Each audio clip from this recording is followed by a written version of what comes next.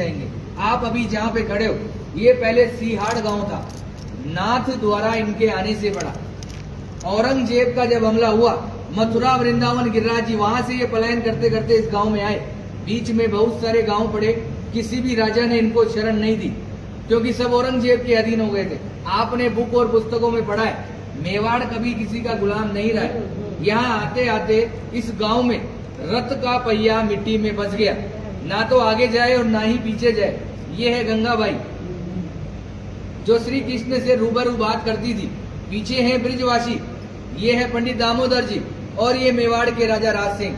यहाँ से 28 किलोमीटर दूर एकलिंग जी महादेव का मंदिर है। ये महादेव से डायरेक्ट बात करते थे, जैसे गंगाबाई श्री कृष्ण से बात करती थी, वैसे ये डायरेक्ट महादेव से बात करते थे। जब इस गांव में रथ का पहिया मिट्टी में फंसा, तो गंगाबाई ने श्री कृष्ण से पूछा, प्रभु क्या लीला है आपकी, ना तो रथ आगे जा रहा है ना पीछे जा रहा है। तो श्री कृष्ण जी का जवाब आया, मैं किसी के कारणवश यहाँ आया हूँ, यहाँ के राजा को बुलाया जाए और मेरे लिए मंदिर का निर्माण किया जाए। गंगाबाई ने ये बात पंडित दामोदर जी को बताई, और पंडित दामोदर जी ने मेवाड़ के राजा राज सिंह को बुलाया और कहा कि हमारे प्रभु पधारे, क्या इनको शरण मिल सकती है। तो राजा राज सिंह ने जवाब दिया, मैं मेरे गुरु आराध्य से पूछता हूँ, अगर वो इजाजत देंगे तो मैं मंदिर का निर्माण करवाऊंगा। ये महादेव के पास गए और बोला, प्रभु आपके मित्र और सखा पधारे, क्या इनको शरण मिल सकती है। तो भोलेनाथ ने एक सुंदर सा जवाब दिया, मेवाड़ की जनता अगर इसके नखरे उठा ले तो ही इसी को रोकना है, अन्यथा जाने देना है, क्योंकि ये अलग अलग श्रृंगार करता है, 8 समय की झांकियां लेता है और अलग अलग भोग लेता है।